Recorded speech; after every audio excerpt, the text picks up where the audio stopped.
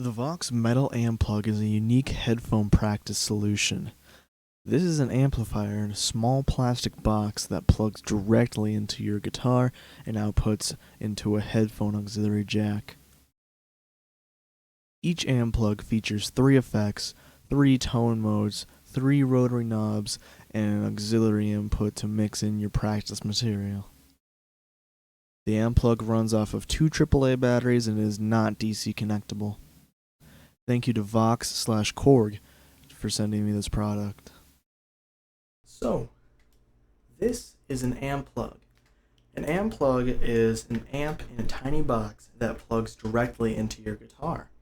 So this thing has a rotating, swiveling arm so that it can plug into basically any guitar no matter what angle you need it to be at. It only goes 180 degrees. So it can't go any farther back up this way, and it can't go any farther than this, which I find to be a little unfortunate, but that's okay. It works for both both kinds of guitars that I use.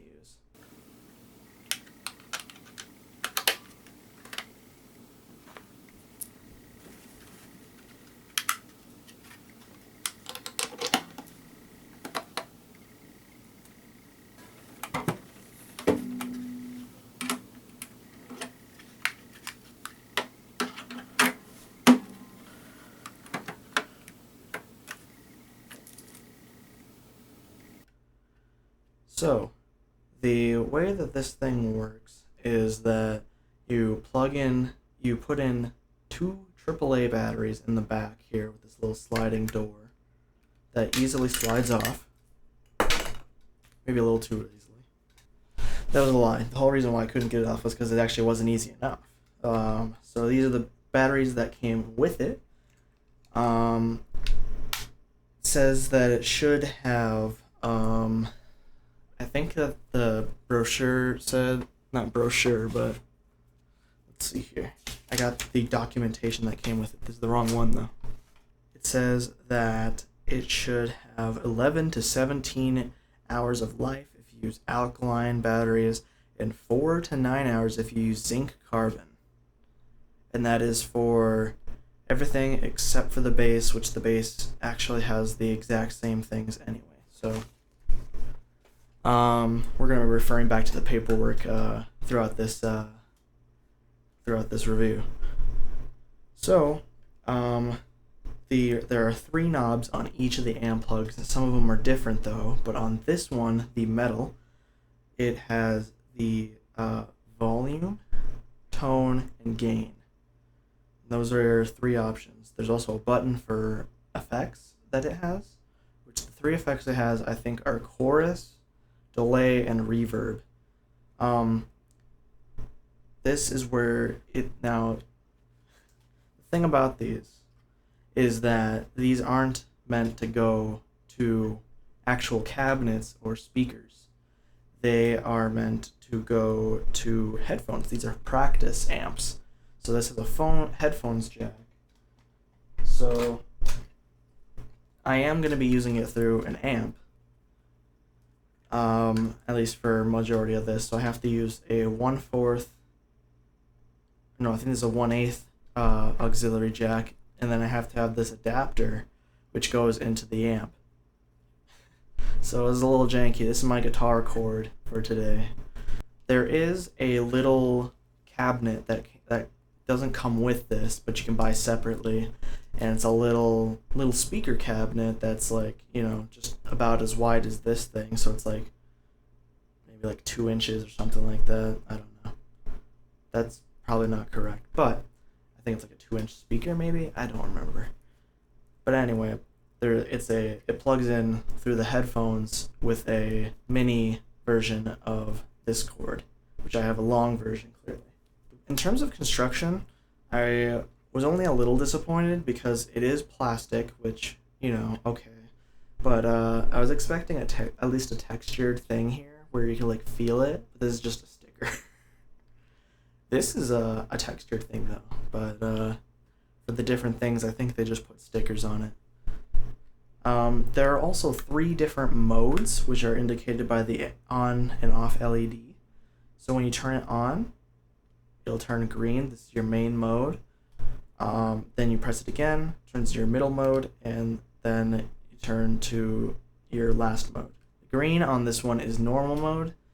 The middle mode is, unfortunately, it's a mid-scoop mode where it has a minor mid-scoop, and then the red mode is it's mid-scoop mode but big mid-scoop. So I'm a little disappointed in that front because I prefer mids, but apparently I forgot if it's called the classic rock or the rock one, but that has apparently a mid boost, which it says in the paperwork, because the paperwork is a general paperwork that they put for all of them. So it has a generalized printout that gets put in with all of them, so it gives you information for each type of Amplug. Another thing I want to mention is mine, I don't know if yours will, but it most likely will. Mine came in this packaging, which I almost didn't think that it was going to come with instructions or anything because I was a little confused at first. But this thing folds open. This is where the paperwork is held. So just be aware of that and don't get confused like I did. So another thing I forgot to mention is there is on top an auxiliary port, but I haven't tried that out because I don't really have another one of these long cords. I guess I could try and plug my phone into it. These headphones have an auxiliary cord that can be unplugged, but I'm just not going to worry about that. I don't think a lot of people are going to be using it. Well, that's not true. Maybe you do, but it depends on how you want to use it. It doesn't come with anything except for the batteries, the paperwork, and the Amplug, so it doesn't come with any auxiliary cords. So that's something to be aware of. Anyway, we're plugged in, so let's turn everything on and see how it sounds. I'm gonna turn the tone on 5. I'm gonna have the gain on 1, and I'm going to start turning up the volume until it fits where it needs to be.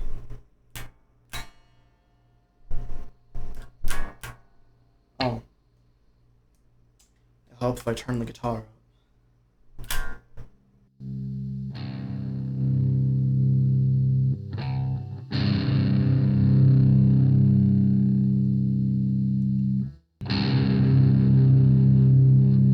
So we have the volume up to about 4. So this thing apparently can get pretty loud. I did turn it all the way up once and put my headphones around my neck, and yeah, it gets pretty loud because then if I had the isolated sound of these going right into my eardrums, I would be deaf. Well, that's not true, but it would damage my eardrums. So even at the clean tone, because we have the tone at 5, so that means that it's in the middle of bright and dark. It's still pretty gainy. We have a pretty good like overdrive tone.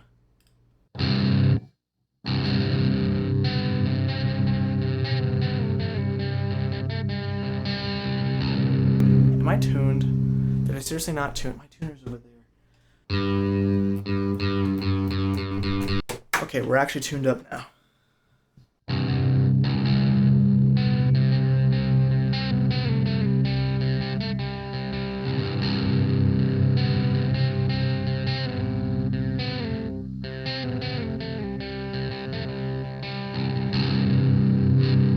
So we have like a really gainy overdrive sound right now, and that's with the gain at 1. I lied, that was at 2.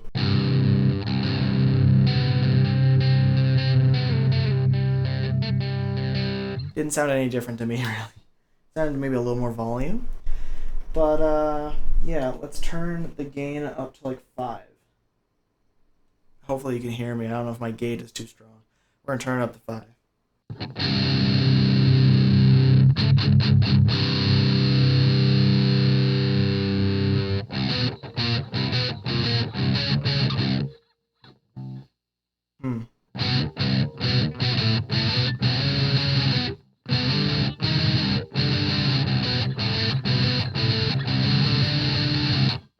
was just thinking about what to play.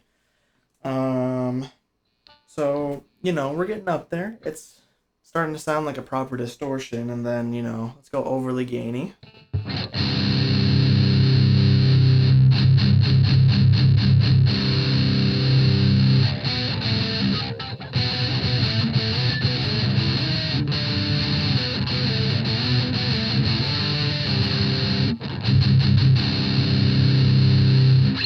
So this is a chug machine, pretty much.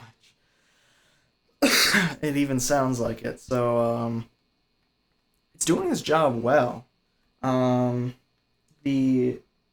I guess let's experience some of the sound. Let's mess with the tone knob. So right now we're right in the middle. Try and get a nice blend of dark and mid and dark and highs. But let's turn it all the way down and see how dark it is.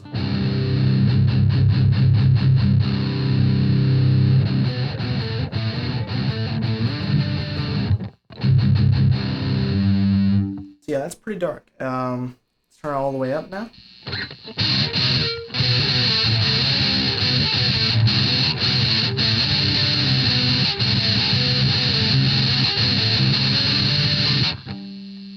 So that's about where I would probably use it.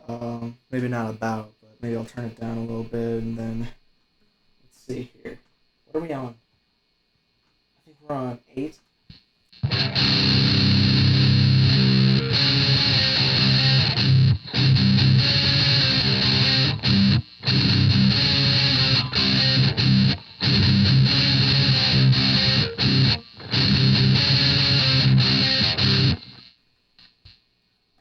So that's pretty cool.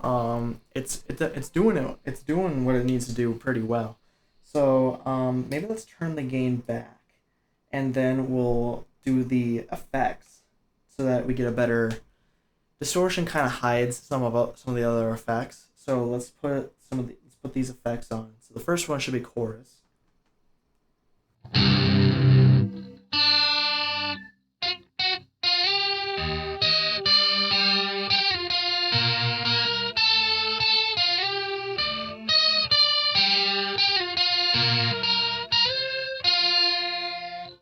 So if the difference wasn't obvious to you, chorus has this. It makes your sound really strange, and there'll be an obvious difference once we go to delay, because this is what it sounds like with delay.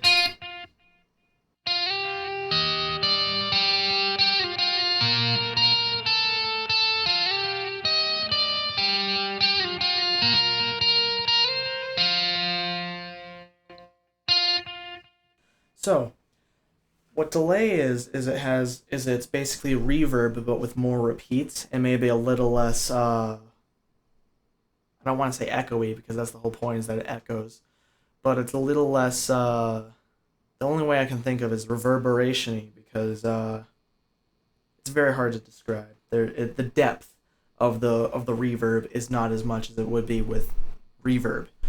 And it has way more delays. So when you have quick notes,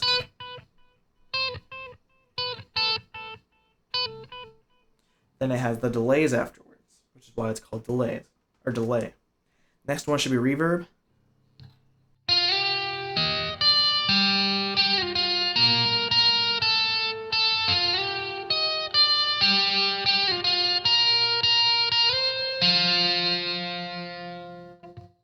So reverb is a really subtle effect, at least depending on how you use it. But this one is you can't adjust the reverb or anything. So in this case, it is stuck at being very subtle. So reverb, it just kind of echoes out, but it's not delayed echoes. So you have that, and then you press it again for the 4th time, just to go back to normal.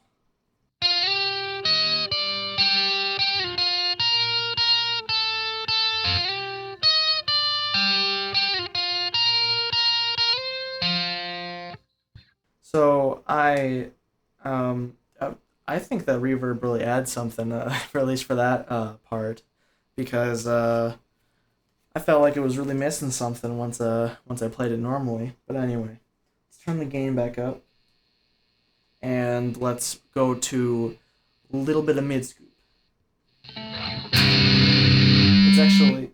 It's play a little bit normally, so we get a little bit we get a control over it.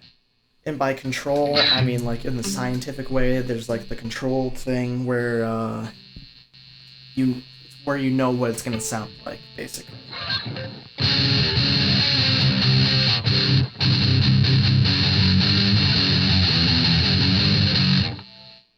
So that's on normal. There's a little bit of mid scoop.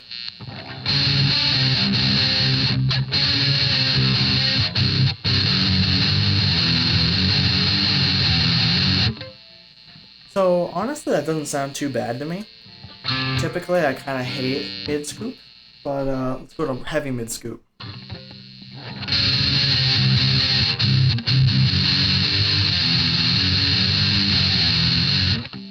And honestly, I don't really hate that either, but it's definitely not quite my preferred sound. And if you don't like mid scoop, you don't have to use the other two modes. But this is what it comes preset with for EQs. Honestly, I wish they had put like maybe a fourth knob in the design, because then, you know, a fourth knob gives you so many options of what you can do, and maybe they could have just had a mid control in the thing, because personally I really like mid controls, because then you have the option to either turn that shit up or turn that shit down. However you prefer it. That's what controls are for. But, you know, it's fairly limiting with how this is, because I plan to review more of these, but the classic rock, or whatever it's called, might not be as high gain, because I really like high gain pedals, but I like my mids in it. So I don't, it's kind of a double-edged sword, so I don't know how it's going to be exactly. But I guess let's just play, see how it sounds.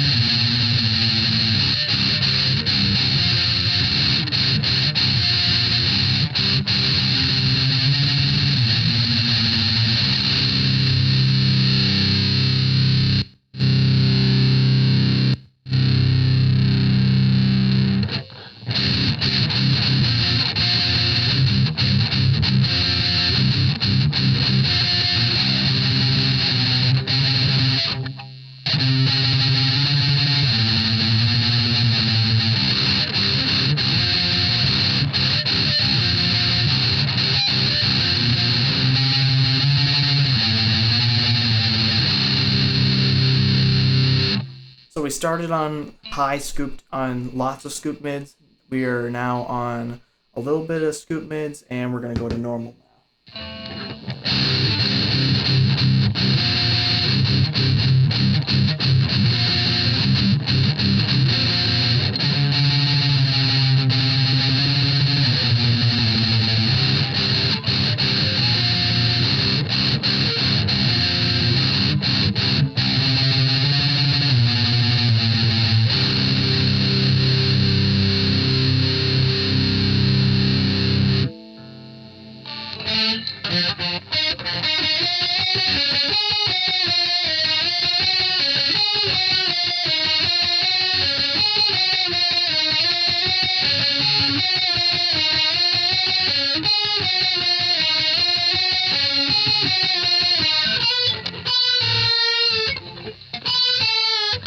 I don't know how to do that part. What's next? Delays?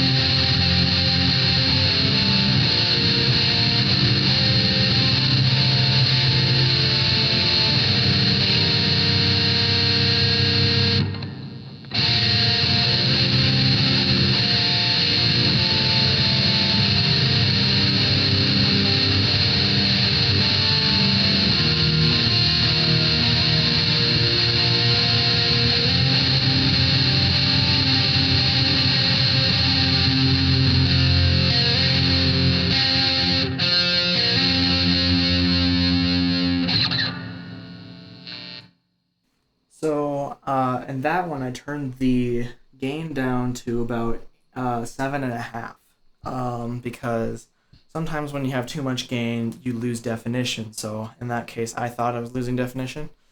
Something I can say that I find a little strange, is that to me, the sound, it's hard for me to describe, but it sounds a little lo-fi to me, like it was slightly recorded on a cassette tape, or being played back on a cassette tape. But it's only like a little bit, so it's like really hard to tell. I don't know if that's because it's a headphone jack and not like an actual amp. And personally, when I was playing it through my when I was testing it, I thought it sounded better through the headphones. I'm gonna try and do a rig up where I can try and like record through the headphones. So that's gonna be a little strange, but